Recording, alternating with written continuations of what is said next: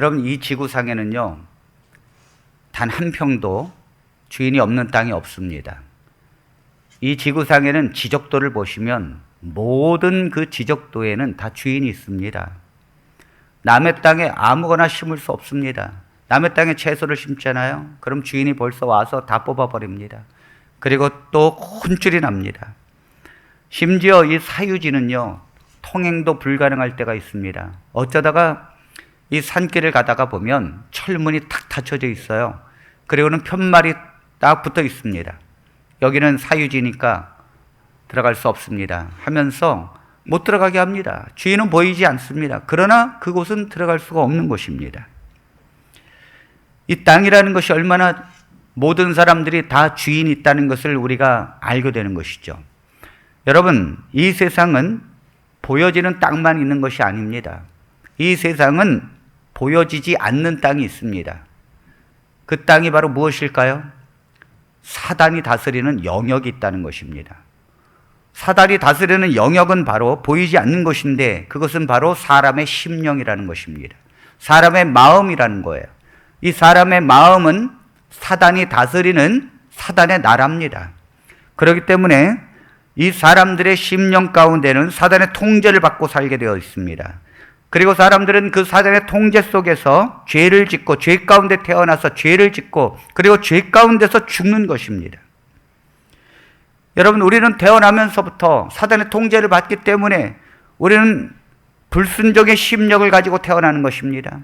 우리는 하나님의 말씀에 따르기보다는 죄에 따라가는 심령을 가지고 태어나는 것입니다.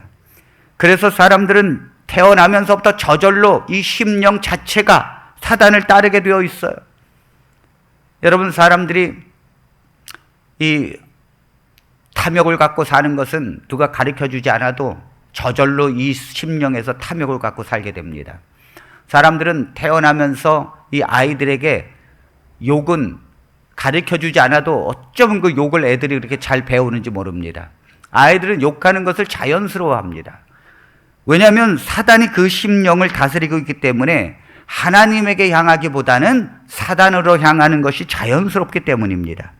여러분, 사람은 본능적으로 태어나면서 하나님 말씀에 순종할 수 없어요. 왜냐하면 하나님께서 그 심령을 다스리는 것이 아니라 사단이 다스리기 때문입니다. 하나님께서 뭐라고 그러십니까? 내 소유를 팔아서 가난한 자들에게 주라고 말씀하십니다. 누가 그 말씀을 따를 수 있겠습니까, 여러분? 하나님의 말씀을 따르는 세상의 사람들이 누가 있습니까, 여러분? 본능적으로 사람들은 움켜쥐으려고 하고 자기의 것으로 취하려고 하지, 그 소유를 팔아서 가난한 자에게 주려고 하지 않습니다. 하나님께서 말씀하십니다. 원수를 사랑하라라고 말씀하십니다. 여러분, 원수를 사랑하는 것은 결코 하나님의 말씀이지만 세상의 사람들이 따를 수 없습니다. 원수를 갚아도 시원찮습니다, 여러분. 그런데 어떻게 원수를 사랑합니까?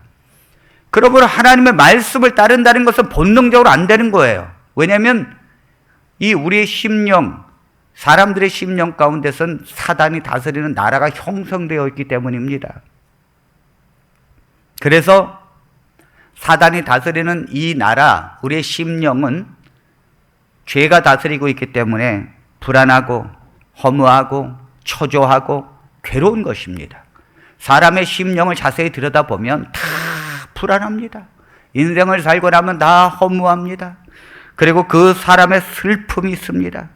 아무리 세상에 성공을 한다 할지라도, 아무리 자기가 원하는 삶을 산다 할지라도 그 뒤에는 행복하지 않습니다. 평강이 없습니다. 왜냐하면 죄가 다스리기 때문입니다. 하나님께서 이거 죄가 다스리는 우리의 심령을, 하나님께서 이 죄에 대한 문제를 해결하기 위하여 예수님이 이 땅에 오신 것입니다. 그리고 주님께서 십자가에 달려 돌아가시고 그 죄의 문제를 해결하시고 십자가로 승리하신 것입니다. 이것은 우리 안에서 태어나는 다스려지는 이 사단의 나라를 하나님의 나라로 바꾸기 위한 것입니다. 하나님께서 십자가에서 죄의 문제를 해결했다는 것은 우리의 심령에 사단이 다스리는 이 통치 영역을 하나님이 다스리는 통치 영역으로 바꾸는 하나님의 문을 여는 것입니다. 그러므로 예수 그리스도를 믿음으로 받아들이고 예수님께서 나의 모든 죄를 십자가에서 속죄했다는 것을 믿는 하나님의 백성들의 심령은 성령이 임하는 것이고 예수 그리스도의 영이 임하기 때문에 그 심령에는 평강이 임하는 것이고 하나님의 기쁨이 임하는 것입니다. 하나님의 나라가 임하는 것입니다. 하나님의 이러한 나라는 하나님께서 가지고 있는 비전입니다. 하나님께서 가지고 있는 비전은 무엇인가 하면 사람들의 심령마다 예수 그리스도를 믿음으로 하나님께서 그 심령에 임하셔서 하나님이 그 심령을 다스리시고 사람들의 행복과 기쁨 속에서 사는 것입니다. 하나님을 믿는 그 기쁨과 즐거움 속에서 하나님을 부르면서 그의 이름을 부르면서 사는 것이 하나님의 비전인 줄로 믿습니다. 우리는 이 비전을 위하여 하나님께서 우리를 부르셨습니다. 우리는 그냥 하나님께서 부르신 것이 아니에요. 이런 하나님의 비전을 이루기 위해서 우리에게 부르신 것입니다. 일찍이 이 비전을 향해서 부르신 이 제자들은 그 심령이 사단이 다스리는 심령에서 하나님이 다스리는 심령으로 바뀌어집니다. 그리고 그 안에 천국이 임하는 것입니다. 성령이 임하고 예수님의 제자들에게 성령이 임하여 하나님의 나라가 그 심령에서 이루어지니까 죽음도 두려워하지 않고 핍박도 두려워하지 않고 사형수도 하나님을 찬양하면서 죽고 감옥에서도 내일 죽을지도 모르는 이 제자들이 예수님을 찬양하고 하나님을 찬양하는 찬미를 부르고 있습니다. 여러분, 하나님의 백성들에게 성령이 임하고 하나님의 나라가 임하니까 그 심령이 바뀌어지게 되는 것입니다. 왜 그리스도인들은 이러한 나라를 경험하지 못합니까? 왜 하나님의 백성들이 이러한 하나님의 기쁨의 나라를 맛을 보지 못합니까? 예배를 드려도 그러한 천국의 맛을 보지 못하는 성도들이 너무도 많이 있습니다. 여러분, 어떠한 성도들은 그 천국의 맛을 보았다 할지라도 너무 그 맛을 본 지 오래가 되어서 그 맛을 잃어버린 성도들이 너무도 많이 있습니다. 천국의 맛을 잃어버린 사람들, 직분을 받고 살지만은 천국의 맛을 잃어버린 성도들이 얼마나 많은지 모릅니다. 여러분, 사람들이 교회에 와서 봉사를 많이 합니다만 교회의 직분을 받았기 때문에 봉사를 합니다. 그러나 천국의 맛을 잃어버린 사람들이 너무도 많습니다. 아니요, 어떤 분들은 천국의 맛을 한 번도 보지 않은 사람들이 있습니다. 이렇게 살다 보면은 직분을 맡았기 때문에 봉사는 해야 됩니다. 그러니까 기쁨과 자원하는 마음으로 하는 것이 아니라 봉사를 하면서도 의무적으로 합니다. 내가 직분을 맡았기 때문에 할 수 없이 합니다. 직분을 맡고 봉사를 하면서도 시기와 질투가 있고 그 속에서도 어두움이 있습니다. 왜냐하면 천국의 맛을 보지 못했기 때문입니다. 하나님의 천국의 맛을 보고 하나님의 직분에 일을 하는 사람들은 얼굴에 빛이 납니다. 여러분, 기쁨이 있습니다. 내가 아무리 하고 다른 사람하고 같이 일을 해도 부딪히는 일이 없습니다. 부딪힌다 할지라도 양보합니다. 여러분, 같이 일을 하면서도 기뻐합니다. 시기와 질투가 없습니다. 오늘날 많은 교회에서 하나님의 백성들이 교회를 위해서 봉사하고 헌신하면서도 부딪히고 그 가운데서 시기하고 넘어지는 이유가 무엇입니까? 천국의 맛을 경험하지 못하고 신앙생활하기 때문입니다. 하나님의 그 천국의 맛을 잃어버렸기 때문이에요. 어쩌다가 예수님을 믿고 새로 그 천국의 맛을 본 사람들이 막 간증을 하고 눈물을 흘리면은 그 오래전에 천국의 맛을 경험했던 성도들은 아이고, 나도 저럴 때가 있었는데, 나도 저렇게 눈물 흘리고 하나님을 진실하고 뜨겁게 믿을 때가 있었는데 하면서 옛날 생각을 하고 그러면서도 자기도 그런 때가 있었다고 간증합니다. 여러분, 그건 부끄러운 것입니다. 하나님의 천국의 맛은 한 번 맛보고 끝나는 것이 아닙니다. 하나님의 천국의 맛은 계속해서 더 깊이 파고드는 것입니다. 하나님의 천국의 맛이라는 것은 수박 겉핥기식으로 한 번 맛봤다고 되는 것이 아닙니다. 여러분, 천국의 맛이 무엇입니까? 그것은 바로 하나님에게서부터 나오는 맛입니다. 하나님의 맛은 파면 팔수록, 더 깊이 파면 팔수록 생명수같이 깊은 것이고 더 넓은 것입니다. 끝도 없습니다. 여러분, 하나님의 그 맛이라고 하는 것은 경험하고 경험할수록 그 맛은 더욱더 깊은 것입니다. 요한복음 2장에 보면 예수님께서 가나의 혼인잔치에서 포도주가 떨어져서 사람들이 당황해서 예수님께 옵니다. 예수님, 잔치에 포도주가 떨어졌습니다. 그때 예수님께서 물을 길러와 항아리에 채우라고 말씀하십니다. 사람들은 물을 길러왔습니다. 맹물이었습니다. 그런데 예수님께서 말씀하시기를 그 물을 떠다가 사람들에게 나눠주라 그랬습니다. 그 물을 갖다가 사람들에게 나눠주는 그 순간에 이 물이 포도주가 된 것입니다. 그것을 먹고 사람들은 먹고 감탄을 합니다. 사람들은 그 포도주를 먹으면서 감탄을 하면서 뭐라고 말하는가 하면, 원래는 이 잔치자리의 주인이 처음에는 좋은 포도주를 주다가 사람들이 이제 어느 정도 취하면은 그 다음에는 좀 값싸고 질이 나쁜 포도주가 나오는 것이 당연한데, 어떻게 이 집은 이렇게 시간이 지났는데도 더 좋은 포도주를 내느냐고 하면서 사람들이 탄식하고 감탄을 합니다. 여러분, 왜 이 포도주가 이렇게 좋은 포도주가 난 것입니까? 예수님에게서 나온 것이기 때문입니다. 예수님이 나온 포도주는 가장 귀하고 값이 좋은 것입니다. 맛이 가장 뛰어난 포도주를 주님께서 만드신 것입니다. 하나님에게서 나온 포도주기 때문에 그것은 다른 것과 비교할 수 없을 정도로 가장 맛이 좋은 것입니다. 우리는 하나님의 나라의 비전을 위하여, 하나님의 나라의 확장을 위하여 부르심을 받은 하나님의 일꾼인 줄로 믿습니다. 하나님의 이 나라를 이루기 위하여, 하나님의 나라의 확장을 이루기 위하여 하나님의 백성들이 먼저 경험해야 될 것은 바로 천국의 맛을 경험하는 것입니다. 그 가장 좋은 포도주의 맛이 무엇인지를 먼저 맛을 봐야 되는 것입니다.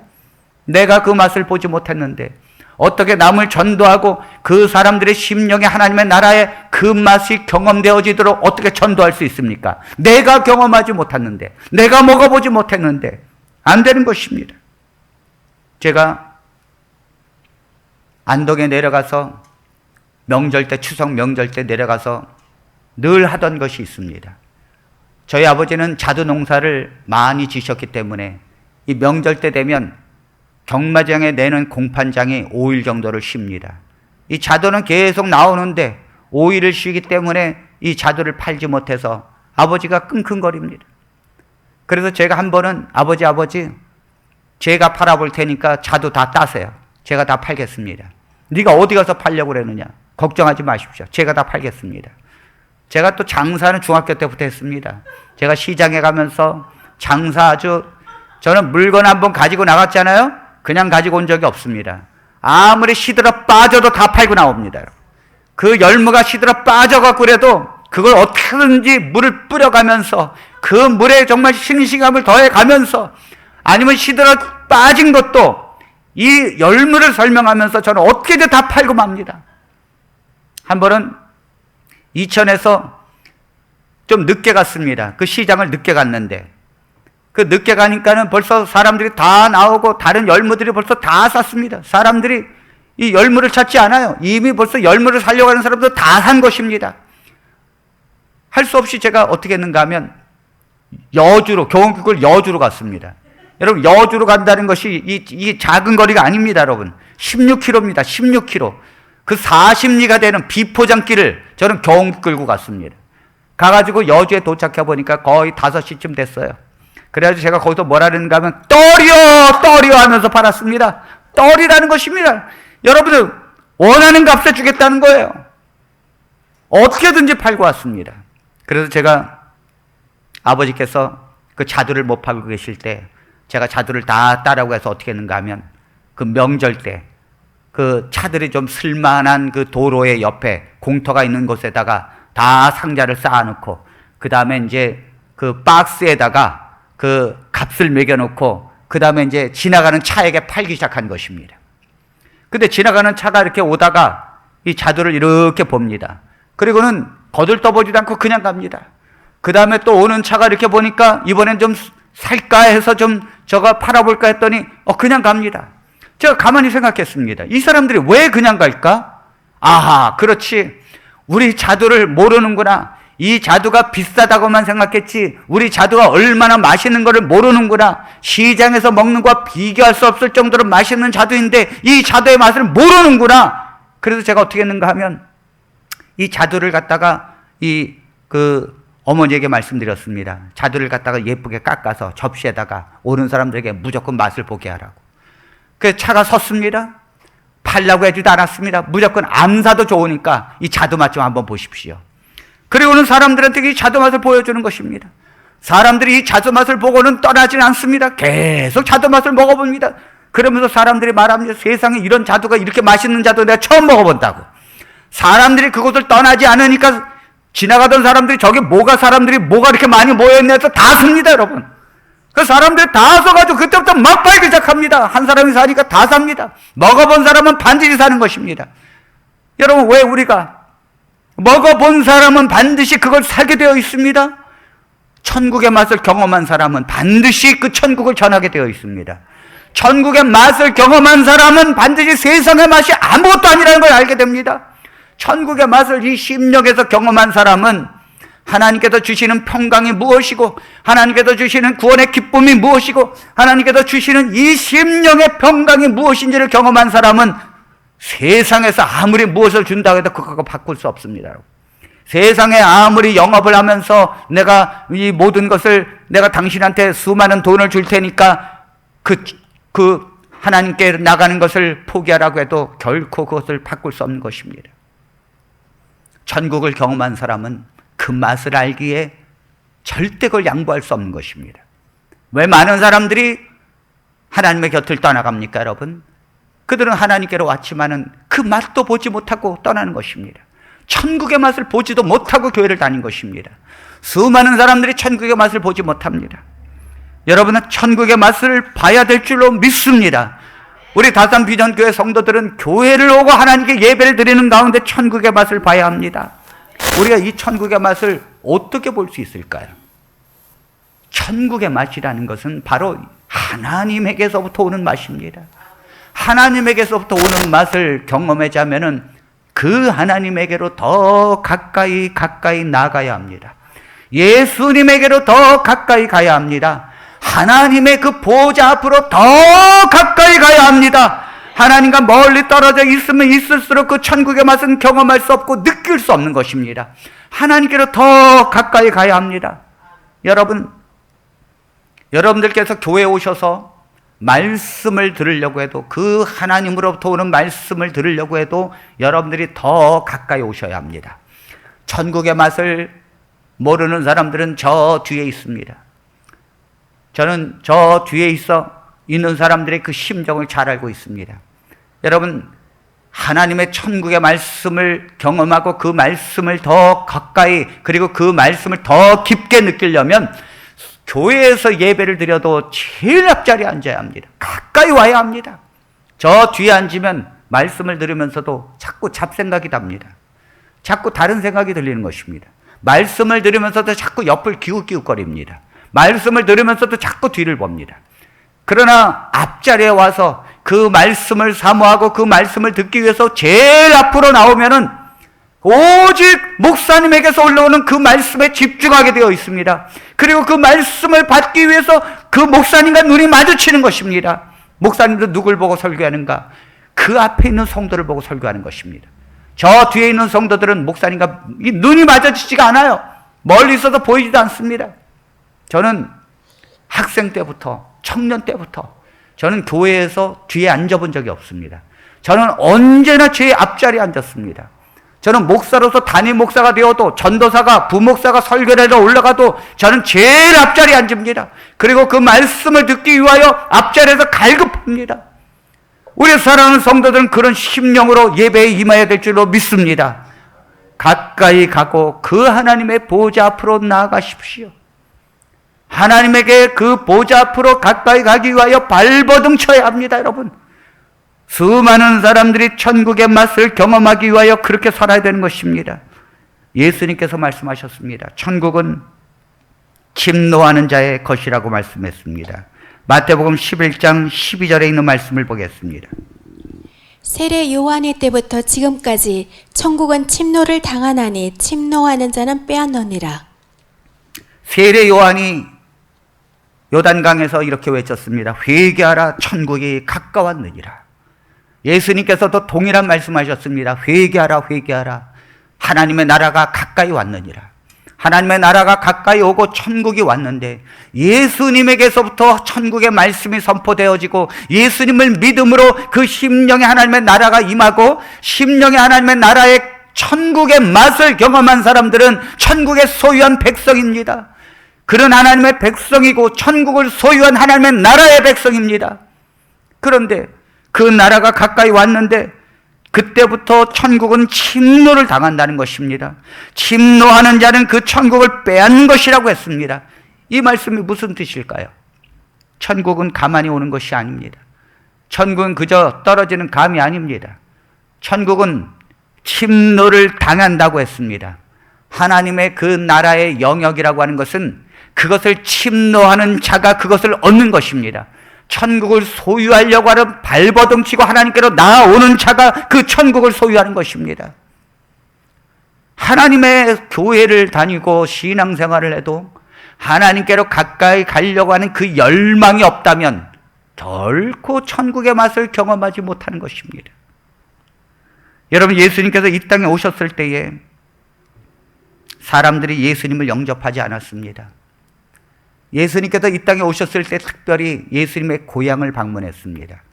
나사렛을 가서 예수님께서 그 말씀을 전했습니다. 그런데 이 나사렛에 있는 사람들은 다른 곳에 있는 사람들보다도 예수님을 더 영접하지 않았습니다. 왜냐하면 사람들이 예수님이 공생애 30세의 공생애를 시작하시면서 말씀을 증거할 때에 나사렛에 있는 사람들은 예수님을 인간으로 봤습니다. 그저 목수의 아들로서 어렸을 때부터 이렇게 자라온 것을 다 본 것입니다. 그저 어렸을 때 뉘집 아들 뿐이었습니다. 그런 예수님의 말씀을 증거하는데도 사람들은 예수님을 받아들이지 않았어요. 그것을 하나님께로부터 온 하나님의 아들이라는 것을 그들은 전혀 믿을 수가 없었습니다. 더군다나 그들이 기다려온 메시아가 바로 예수님이라는 것을 믿을 수 없었습니다. 그래서 사람들은 예수님의 말씀을 듣는데도 이 귀가 닫혀진 것입니다.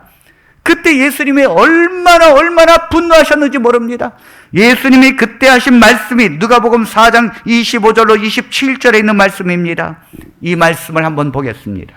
내가 참으로 너희에게 이르노니 엘리야 시대에 하늘이 3년 6개월간 닫히어 온 땅에 큰 흉년이 들었을 때에 이스라엘에 많은 과부가 있었으되 엘리야가 그중 한 사람에게도 보내심을 받지 않고 오직 시돈 땅에 있는 사렙대의 한 과부에게 뿐이었으며 또 선지자 엘리사 때에 이스라엘에 많은 나병 환자가 있었으되 그 중에 한 사람도 깨끗함을 얻지 못하고 오직 수리아 사람 나아만 뿐이었느니라. 여기 예수님께서 이렇게 말씀하십니다.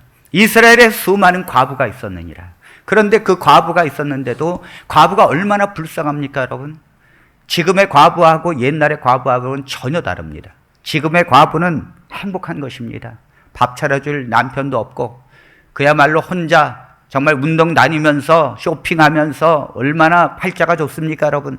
옛날의 과부는 비교할 수 없었습니다. 옛날의 과부라는 것은 남편을 전적으로 의지해야만 하는 이 여자는 남편이 사라지고 난 다음에는 정말 사람들로부터 비난을 받고 그리고 사람 취급도 받지 못했습니다.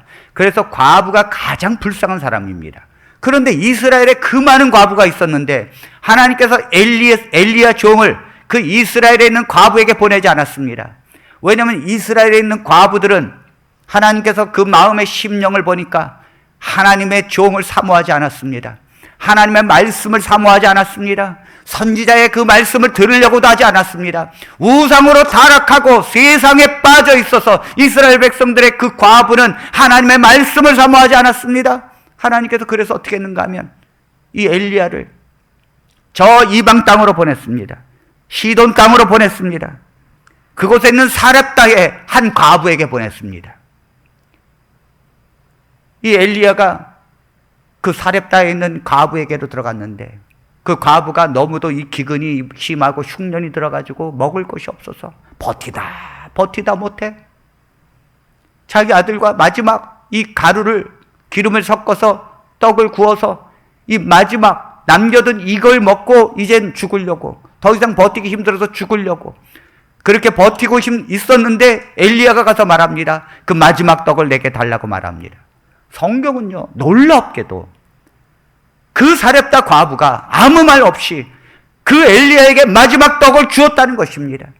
여러분 이해할 수 없는 것입니다. 여러분들 같으면 그렇게 하겠습니까, 여러분? 이 엘리야에게 그 과부가 자기가 마지막 먹고 정말 죽으려고 했던 그 떡을 준다는 것은 그가 평소에 얼마나 선지자를 기다려왔다는 것을 알 수 있습니다. 그가 죽기 직전에 가뭄이 들어서 정말 굶어 죽어가는 이 심중에도 하나님, 내가 죽기 전에 하나님의 말씀을 듣고 죽게 해주십시오. 누가 하나님의 말씀을 전하는 자를 이곳에 보내주시면 내가 그 말씀을 듣고 죽겠나이다. 하나님, 내가 이 어려운 가운데서도 내가 떡을 구하는 것이 아닙니다. 내가 가루를 구하는 것이 아닙니다. 내가 기름을 구하는 것이 아닙니다. 내가 오직 구하는 것은 선지자를 통해서 말씀을 주십시오. 그렇게 심령을 가지고 있었습니다.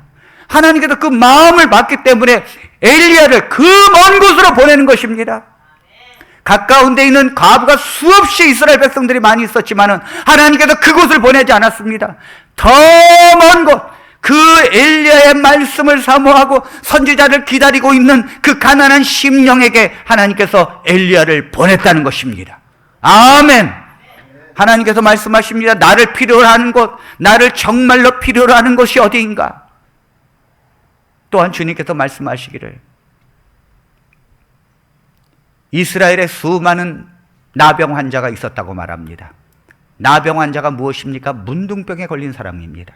문둥병에 걸리면 가족들과 헤어지고 사람 취급도 받지 못하고 부정하다 하면서 그 비참하고 죽어가는 그 불쌍한 사람들입니다. 그런데 불쌍한 사람들을 하나님께서 도와주시면 얼마나 좋겠습니까? 이스라엘에 그렇게 나병 환자가 많았어도 하나님께서 엘리사를 그곳에 보내지 하나님께서 그 나병 환자를 고치지 않았다는 것입니다. 하나님께서 고치지 않았다는 거예요. 하나님께서 오직 고침을 받은 자가 누구인가 하면 바로 나아만 장군이었습니다. 이 나아만 장군이 누굽니까, 여러분? 이 나아만 장군은 이방 땅에 있는 사람들입니다. 이 나아만 장군은 하나님을 믿지 않는 백성 중에 있었던 사람입니다. 그런데 이 나아만 장군이 문둥병에 걸려서 이 고심하고 있을 때 유대에서 붙잡혀온 한 계집 여종이 우리 고향에, 우리나라에 엘리사가 있습니다. 그 엘리사가 있는데 그 엘리사에게로 간다면 반드시 고침을 받을 것입니다. 그는 하나님의 종으로서 하나님의 이름으로 반드시 고칠 것입니다. 이 한마디에 그 나아만 장군이 그 먼 길을 떠납니다, 여러분. 여러분, 이 엘리사가 있는 이 이스라엘에는 수많은 문둥병자가 있었습니다. 그런데도 우상 숭배하고 하나님을 믿지 아니하고 타락한 이스라엘 백성들이 그 엘리사를 향하여 나가오지 않았습니다. 얼마나 슬픈 일입니까, 여러분? 하나님께서 그 나라에 선지자를 주고 그 나라에 말씀을 주었는데도 그 나라의 백성들은 그것을 사모하지 않았어요. 그 백성들은 그것을 우습게 여겼습니다. 돈이 중요하고 세상이 더 중요하고 세상의 흐름에 우상 숭배하면서 살았습니다. 하나님께서 그 사람들을 불쌍히 여기지 않았습니다. 하나님께서 저 먼 데 있는 엘리사에게, 하나님의 종 엘리사에게 가면 낫겠다는 이 한마디에 보따리를 싸고 준비하는 이 나아만 장군을 하나님께서 고쳐주셨다는 사실입니다. 하나님께서 오늘 말씀하십니다. 예수님이 오셨는데도 그 예수님의 말씀을 듣지 아니하는 이 나사렛 사람들을 향하여 말합니다. 수많은 과부가 있다 할지라도 그 과부가 불쌍히 여김을 받지 못했느니라. 수많은 문둥병자가 이스라엘 백성 중에 있었다 할지라도 고침을 받은 자가 있더냐? 단 한 사람도 없다는 것입니다. 오늘 하나님께서 우리에게 뭐라고 말씀하십니까? 하나님 앞으로 어떻게 나가야 되는지를 말씀하고 있는 것입니다. 천국의 맛이라는 건 그저 얻어지는 것이 아닙니다, 여러분. 천국의 맛이라는 것은 내가 고난 중에도 그 어려움 중에도 하나님의 그 이름을 붙들고 하나님을 붙들면서 주님을 선택하고 주님에게로 가까이 나오고 그 주님의 예배 속으로 다가오는 주의 백성들이 경험하는 것입니다. 천국의 맛은 그냥 경험되어지는 것이 아니에요. 천국의 맛은 눈물과 함께 얻어지는 것입니다. 내가 예수님을 향하여 그 어려운 중에 주님께로 오면서 나의 죄를 놓고 주님 앞에 고백하면서 예수 그리스도의 십자가의 은혜를 붙드는 성도가 그 천국의 심령을 경험하는 것입니다. 하나님은 영이시니 신령과 진정으로 예배할지니라. 하나님은 신령과 진정으로 예배하는 자들을 찾으시느니라. 여러분, 우리가 하나님의 나라의 확장을 위하여 하나님의 비전을 위하여 부르심을 받은 주의 백성들은 먼저 하나님 앞에 신령과 진정으로 예배를 드려야 합니다. 하나님은 이 백성들을 찾는다는 것입니다. 예배 속에서 하나님은 그 백성들을 만나시고, 예배 속에서 하나님은 그 백성들에게 천국의 맛을 보여주시고, 예배 속에서 하나님의 백성들은 그 천국을 느끼고 하나님과 함께 한다는 것을 경험하는 것입니다. 그러므로 신령과 진정한 마음으로 가난한 심령으로 주의 예배를 사모하는 백성이 되시기를 바랍니다. 하나님 앞으로 나오는 주의 백성들마다 천국의 맛을 경험하게 될 것입니다. 어떤 사람들은 이렇게 말합니다. 목사님, 지금 코로나를 통해서 예배가 비대면이고 하나님께로 나오려고 해도 예배가 다 비대면이라 지금은 예배를 드리러 갈 수 없는데 지금 어떻게 예배를 신령과 진정으로 가지고 하나님께로 나아오란 말입니까? 여러분, 그런데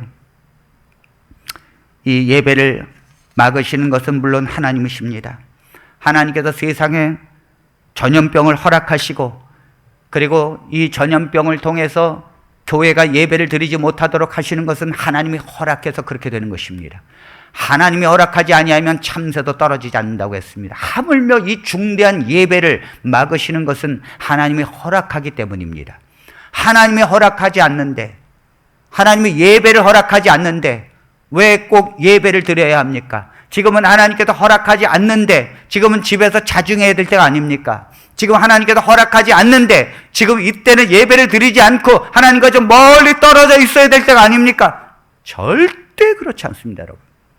하나님께서 예배를 허락하지 않는 이유가 무엇입니까? 너희들이 하나님을 섬기면서도 우상을 숭배하고 하나님을 섬기면서도 하나님을 살아가지 않고 돈을 살아가고 세상을 살아가고 있고, 너희들이 하나님을 섬기면서도 그 죄악 속에서 살고 있고 하나님 앞에 그런 것을 회개하지 아니하면서 섬기는 그런 신앙을 하나님은 받지 않겠다는 것입니다.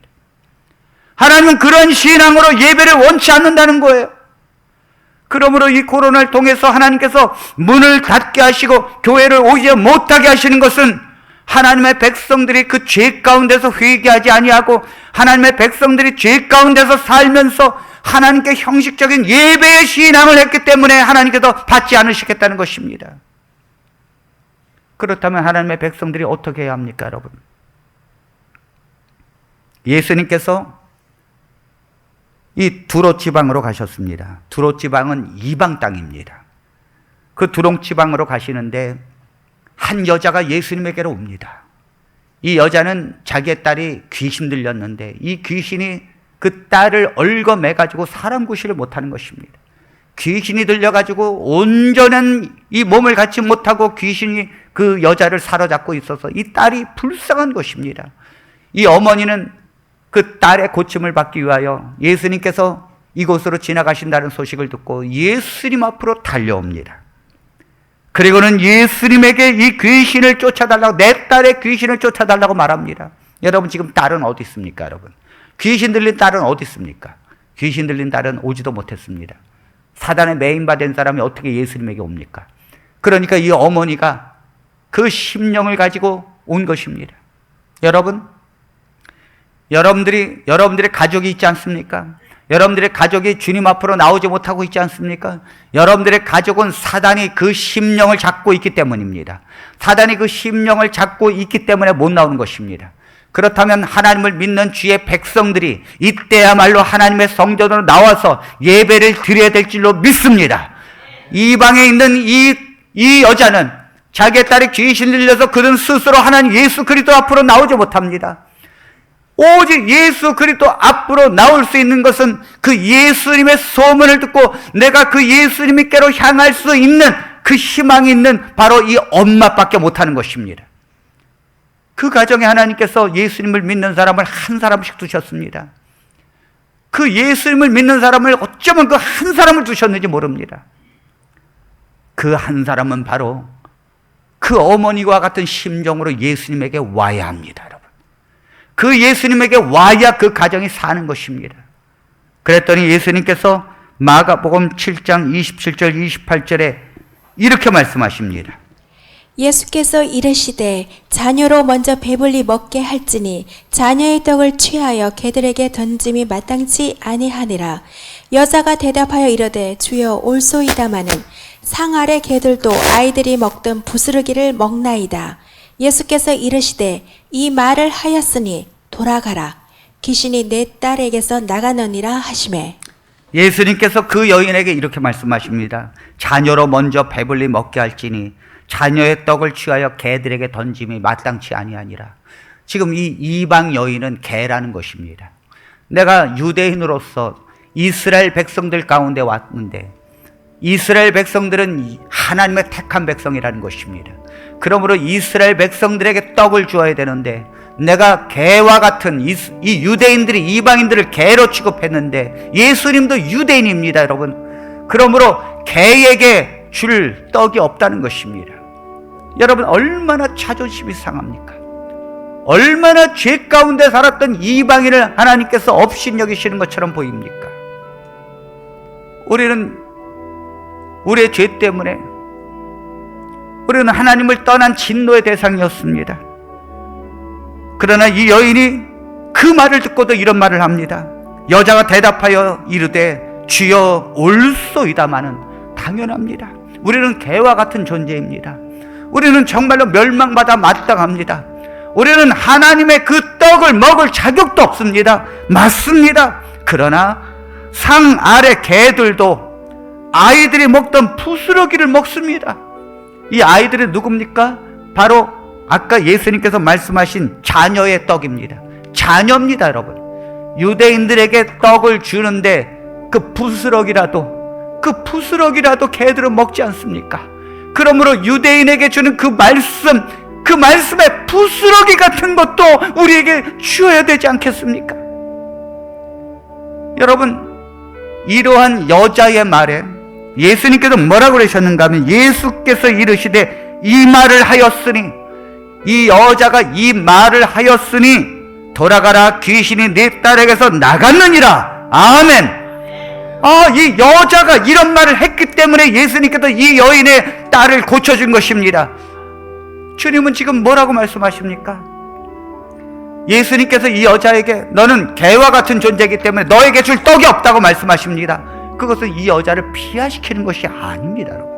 너는 이방 백성인데 아무도 내게 오지 않는데, 너는 이방 백성인데 얼마나 예수 그리스도를 간절히 원하는가를 시험해 보는 것입니다. 아무에게나 예수 그리스도께서 은혜를 베풀어 주시는 것이 아닙니다, 여러분. 아무나 예수 그리스도께서 주시는 천국의 맛을 주시는 것이 아닙니다. 정말로 예수님은 우리를 시험하고 있다는 사실입니다. 지금 이 코로나가 있어서 예배를 맡고 있는데도 하나님의 백성들이 저 마당에서 울어야 합니다. 하나님, 저는 성전에 들어가지 못합니다. 예배를 맡고 있기 때문에 성전을 들어가지 못합니다.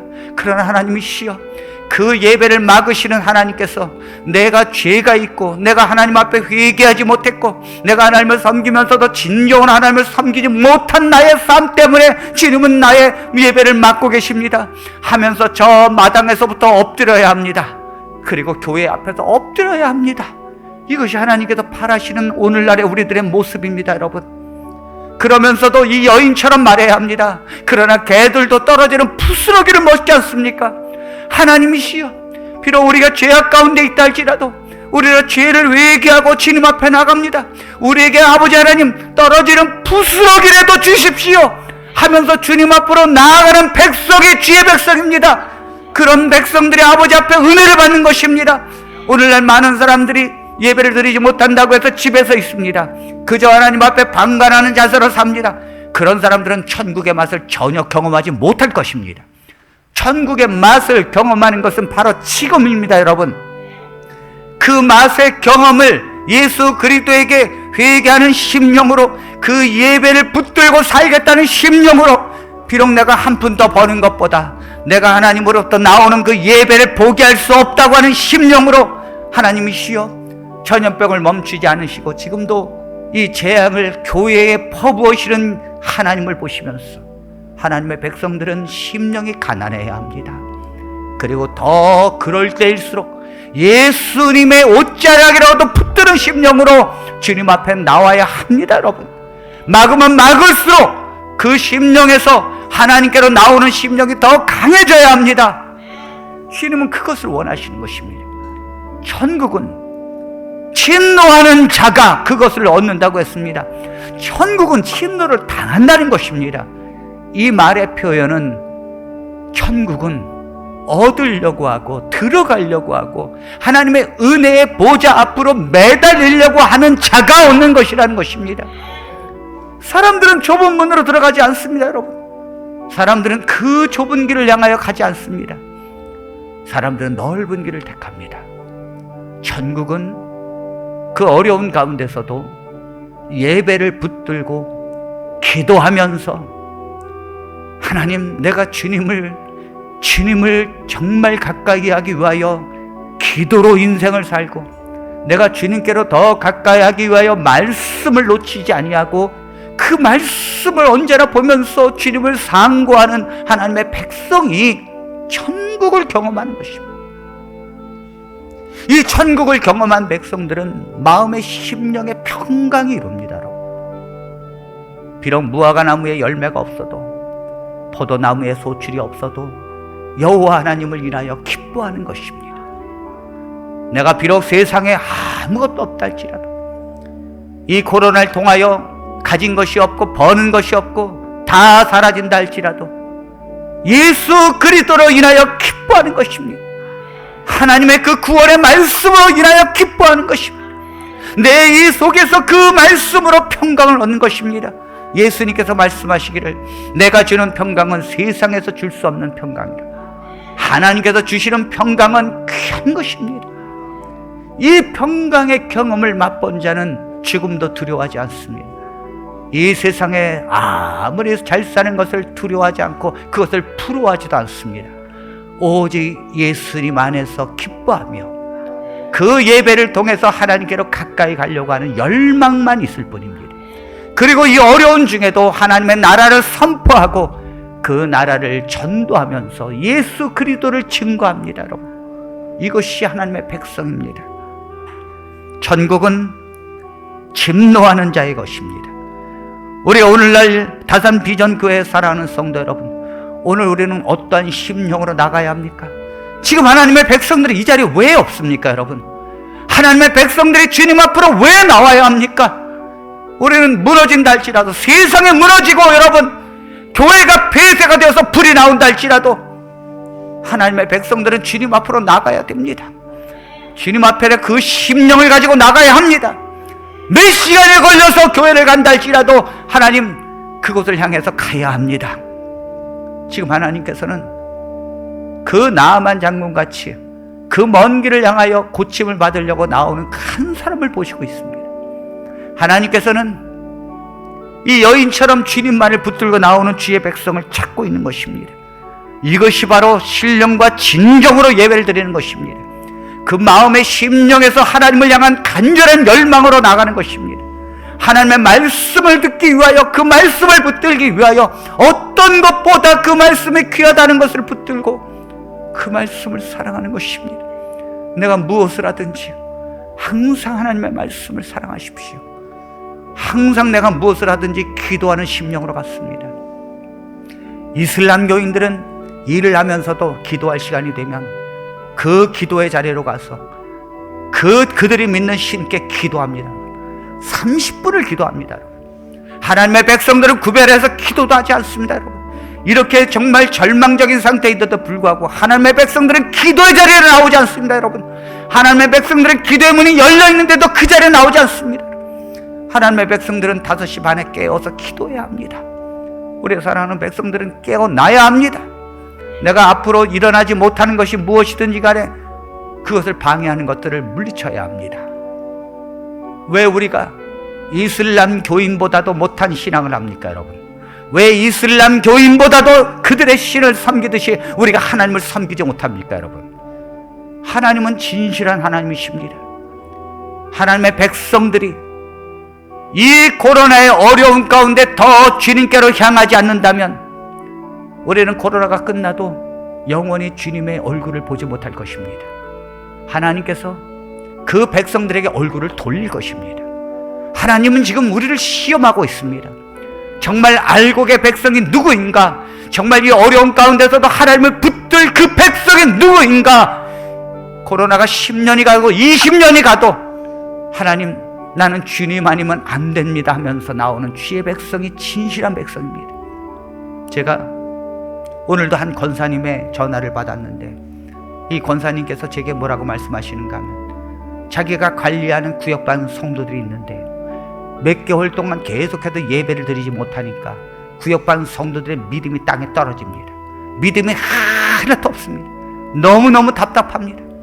여러분, 예배를 하나님께서 코로나를 허락하는 것은 예배를 드리지 못하게 해서 이 하나님의 백성들이 믿음이 떨어지고 그 다음에 하나님께서 그 믿음의 바닥을 치도록 허락하시는 것이 아닙니다. 여러분, 하나님께서 이 코로나를 허락하시는 이유는 하나님의 백성들이 믿음이 떨어지도록 하는 것이 아닙니다. 하나님께서 왜 그것을 바라겠습니까? 하나님께서 코로나를 통하여 하나님께서 예배를 막으시고 하나님께서 그 성전에 들어오지 못하도록 하는 것은 더 하나님께 기도하고 더 가난한 심령으로 그것을 구하라는 것입니다. 그 방해를 물리치고 하나님 앞에 매달리라는 것입니다. 그 방해를 하나님께서 지금 치는 것입니다. 하나님의 백성들은 이럴 때일수록 기도해야 합니다. 하나님의 백성들은 돈보다도 하나님이면 된다고 해야 합니다. 왜 코로나 속에서 돈에 매달려서 하나님의 백성들이 그 돈에 얽매여서 삽니까? 여러분, 오늘 우리 사랑하는 성도들은 간절한 심령으로 주님께 가까이 붙으십시오. 무엇을 하든지 하나님을 놓쳐서는 안 됩니다. 어떠한 일을 해도 언제나 하나님의 말씀과 기도의 삶을 살아야 합니다. 예배가 생명이라는 사실을 깨닫고 그 예배를 사모하는 심령으로 살아야 될 줄로 믿습니다. 이 모든 것을 하나님 앞에 승리할 것을 믿으면서 우리 사랑하는 성도들이 더 간절한 심령으로 주님을 찾기를 간절히 바라면서 말씀을 마칩니다.